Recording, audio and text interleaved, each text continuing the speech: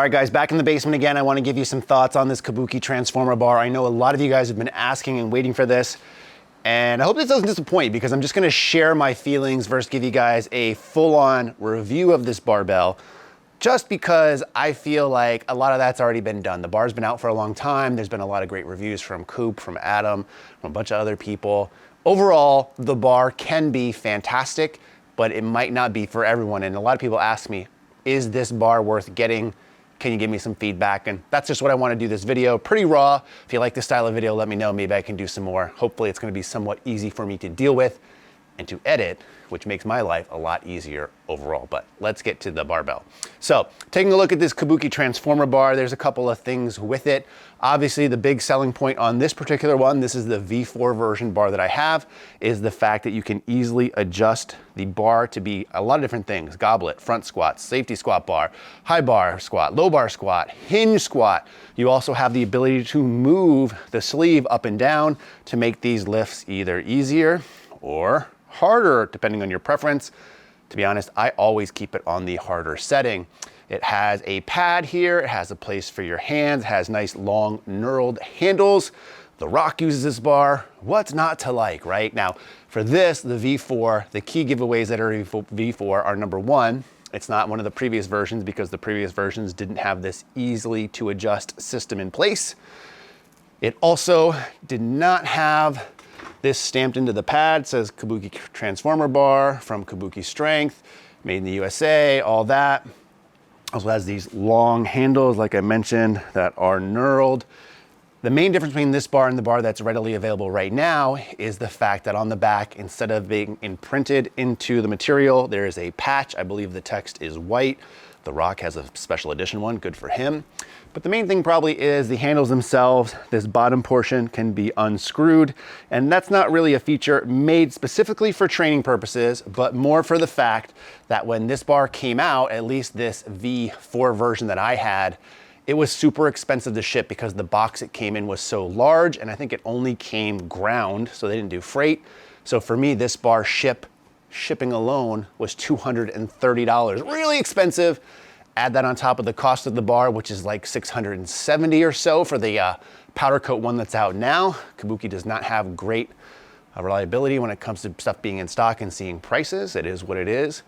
I bought this as a blemish bar. There's no real main blemishes on it, but even still, shipped, delivered with me, even with a blem, it was like 900 bucks. It would have been more if I did a non-blem version. So super, super expensive. But overall, like I said, it's a great bar. You can see a lot of the reviews out there.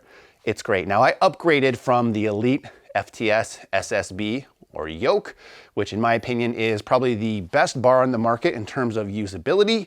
Not the best in some instances. I do have a review on that. Check it out if you want to know what I don't like about it. The Titan version that's out is a clone of that. A lot of people like that bar because it's cheaper, but it's a Titan bar. You guys know how I feel about Titan, but you can get a safety squat bar that is decent for relatively cheap. In fact, probably about half the cost of this, if not less, depending on which brand you're going with.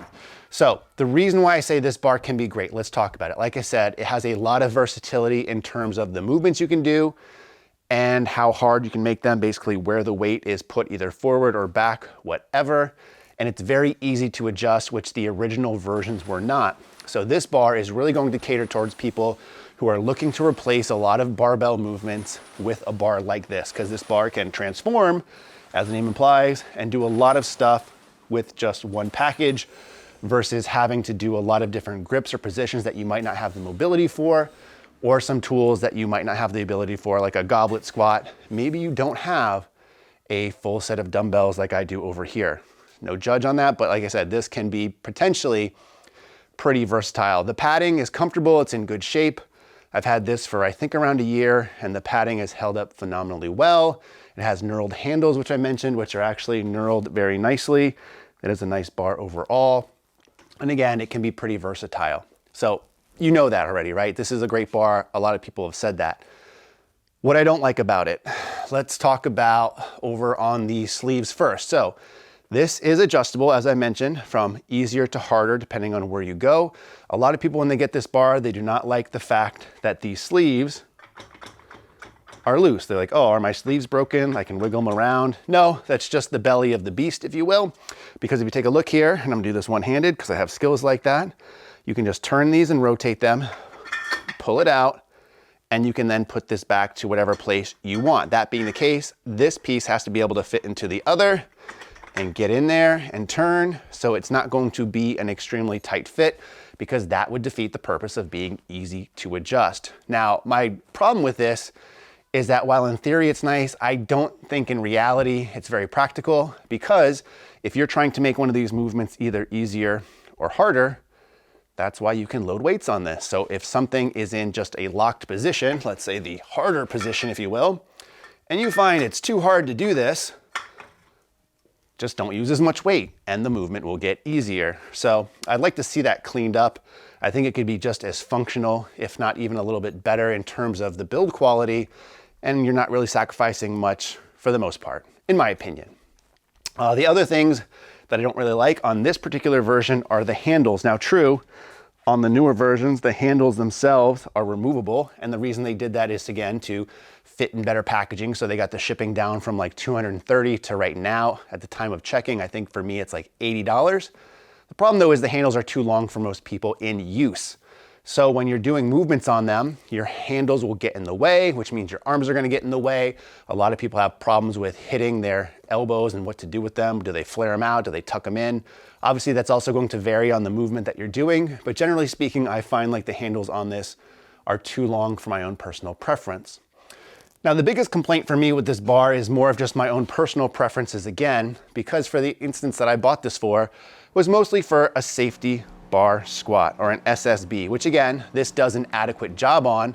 However, I can't say that it does a better job at safety squats than my bar I had before.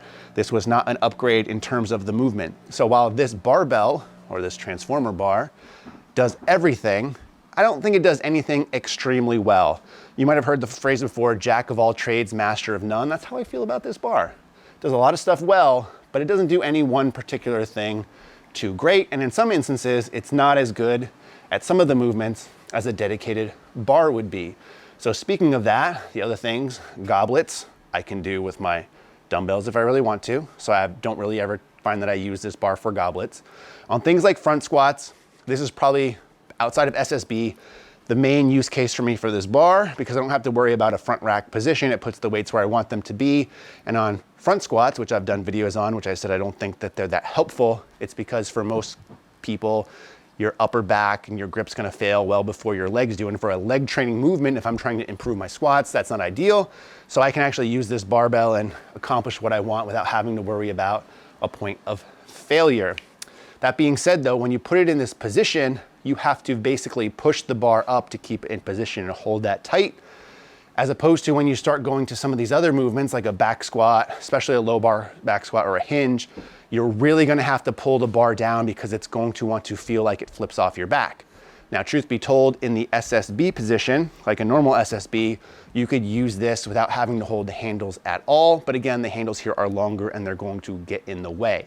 So for me, outside of SSB, I find I really have to force myself to use the bar. I mentioned I do use it for front squats. I like it for that. I find sometimes high bar squats, I'll force myself to use it for that just so I get a use out of this bar. Because again, at the end of the day, it was an extremely expensive purchase.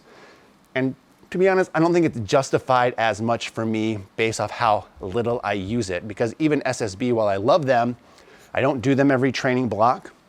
And when I do, it's still only really once per week. And again, I have to force myself to use some of these other positions. And in the instance of like a hinge or a goblet squat, the ones in yellow, those are more of an accessory movement. So after I've done my main work, maybe my program will call for something like a good morning potentially, or goblet squats. The problem is with this is in order to get it out of where I keep it and then change the settings and then load the weights, it's just annoying, and I would probably rather do a different exercise instead versus set this bar up.